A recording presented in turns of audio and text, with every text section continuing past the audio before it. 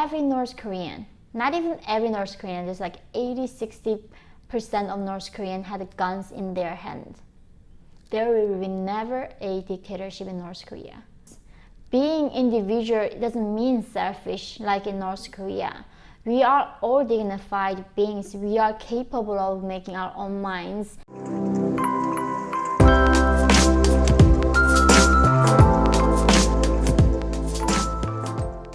Hi everyone, welcome to my channel. Today I am going to talk about gun ownership in America. What a North Korean thinks of owning a gun. Before I dig into my own personal opinion on this issue, I just want to say thank you for not judging me for me to having a different opinion. This is truly the America that I was looking for, the country that I was dreamed of, where everyone have an entitlement to own a different opinion and they do not get penalized for it. Last night until 2-3 a.m. I was reading Dave Rubin's book called Don't Burn This Book. And I think that's when I was clearly understood what I am as a person, as a politically. I did realize, oh, this is who I am. I am a classical liberal. I do not, against gay marriage. I do not against transgender rights. I do respect individual rights to do whatever they wish as long as they don't cause harm to others.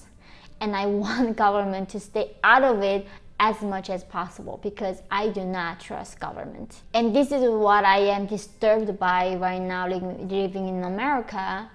And so many people think of government as if some kind of immoral, can never do wrong, that kind of institution, some kind of like almighty God. What North Korean dictatorship brainwashed us as if we have to think of the party and the government as if it's more than our own mothers.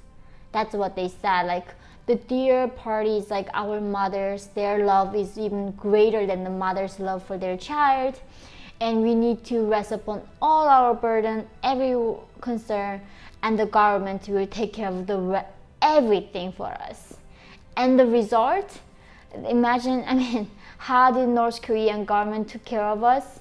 I don't even need to go into detail how they took care of us. It became the worst nightmare that any human being can imagine.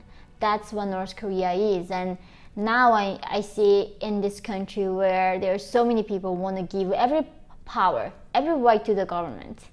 And I'm like, how do you trust government like that? It's not like they are collection of a lot of people. There are tons of bad people in it, some good people. Their interests all differs, but their only concern is maintaining status quo and gaining more power from the individuals. And I do think this is why, for me, when I was reading the US Constitution, I was in awe. Some people say when they meet their love of their life for the first sight, they have this ringing bells in their ear, get a butterflies. That's very resembling to me when I was reading the US Constitution very first time. It literally gave me this feeling of, it's indescribable. It's like for the first time I felt this is what justice looks like. This is what humans, what our ancestors and every human being fought for. That individuals are valued. And above everything, individual rights matters the most. And the founding fathers who wrote the documents for a few hundred years ago, they have foreseen all of it, and especially they wrote the Second Amendment of where we have the right to defend ourselves from the government. I'm not going to go in detail about in all those pros and cons of having a gun. I do not say that. I don't pretend to know. There are definitely bad people using guns to use school shootings and going to church and killing tons of innocent people. That is happening. I know, I acknowledge that that's a problem, but it is not actually a problem caused by gun itself.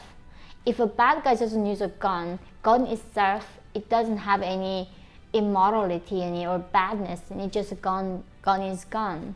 when the good people have the guns, it can have a power to protect good people and freedom that we dearly value the most.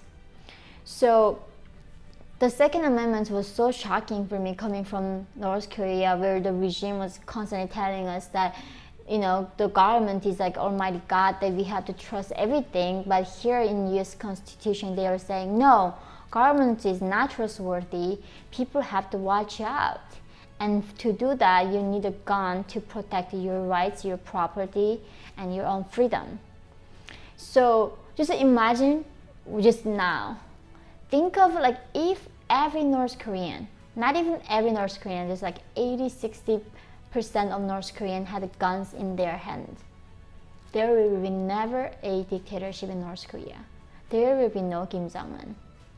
Imagine if every Hong Kong person had a gun this time. China would never be able to take over Hong Kong like that. It's impossible. So gun is ultimately is only equalizer for us to be equal with the government. It's like there's some like guy who's like 200 pounds with a special force. Whatever he is, if it's a guy standing there with a gun and I have the same gun in my hand, we are equal. It doesn't matter how big, how powerful that person is. And the thing is, yeah, of course the government has nuclear weapons, but can they blow up and tear their country? And if the people started like revolt, no way, because they have nobody to control and nobody to rule over anymore. So no any stupid government gonna blow up their entire country and then think they're gonna be safe. So even though government has definitely better, the military advancement and the weapons, still gun is so essential for individuals to protect ourselves from the authoritarian or dictatorship government. I think to me is that it is true that we need to screen people better with the mental health and all other previous history and criminal history, all other things, when we give the ownership to the gun to anyone. But the thing is that it will be, I know so perfectly well that it will be impossible for us to prevent any hate crime, someone using a gun. That will happen. But that is a price that we need to pay to maintain our power, maintain our freedom, our right to defend ourselves. It is truly, to me, shocking and horrifying when people want to rewrite the US Constitution, because US Constitution has been tested. It's been applied, it's been tested, and it brought the prosperity and betterment of human life. And then people now want to destroy that piece of paper. It is so sad that I do not even know how to say. I mean, I know that democracy is not a perfect system. I know that US is not a perfect country, but it is by far the best system, best country I've ever seen and any humanity has ever seen.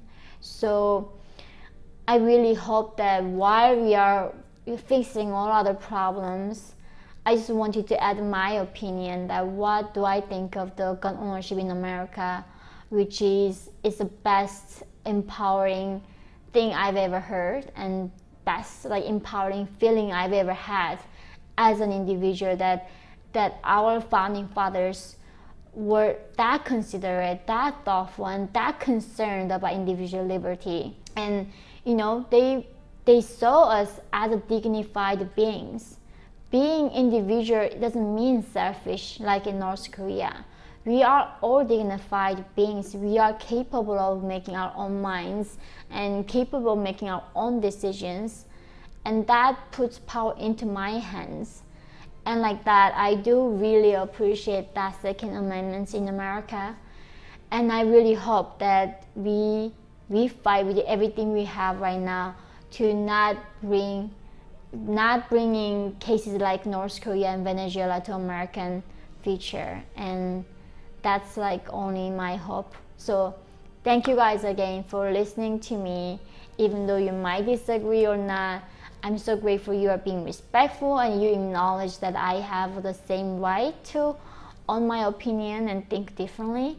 I really hope that we continue to further discuss any different topics without calling names, without attacking personally or anything like that. And you guys been so wonderful on that. I really learned so much from you, how being open-minded you are, and I look forward to seeing you in the next video.